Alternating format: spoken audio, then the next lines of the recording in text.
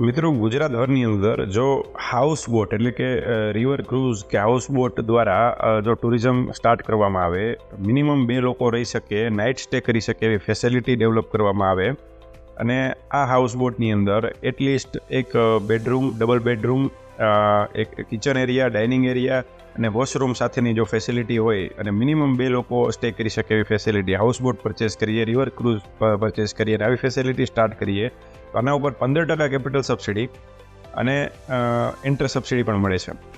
ખાસ કરીને જ્યારે કેપિટલ સબસિડીની વાત કરીએ તો આ પરચેઝ ઉપર મેક્સિમમ 25 લાખની મર્યાદામાં 15% લેખે કેપિટલ સબસિડી મળતી હોય છે રિવર ક્રૂઝ અને બોટની કિંમતમાં. અને ખાસ કરીને લેક અને રિવરની અંદર જ આ સર્વિસ આપવામાં આવતી હોય છે.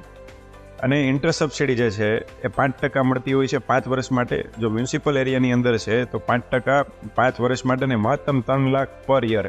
5 વર્ષ સુધી ગણીએ 3 લાખ લેખે તો 15 લાખ જેવી મેક્સિમમ આપને સબસિડીનો, ઇન્ટરેસ્ટ સબસિડીનો બેનિફિટ થઈ શકે છે. અને પરચેસ કોસ્ટ ઉપર 15% કેપિટલ સબસિડી અને મહત્તમ 25 લાખ રૂપિયા.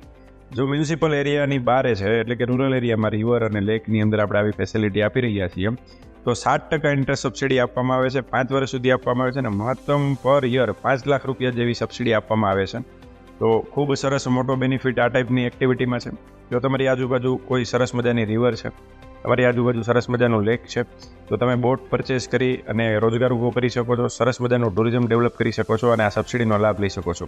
તો વધુમાં વધુ લોકો આ ટાઈપની સબસિડીનો લાભ લે એના માટે આ વિડીયો બનાવેલો છે. વધુમાં વધુ લોકો સુધી, આ ટુરિઝમના લોકો સુધી ખાસ કરીને આ વિડીયો પહોંચાડો એવી વિનંતી સાથે ખૂબ ખૂબ આભાર. હું રાજેશ સવનિયા, એડ્રોટ કોર્પોરેશન્સ.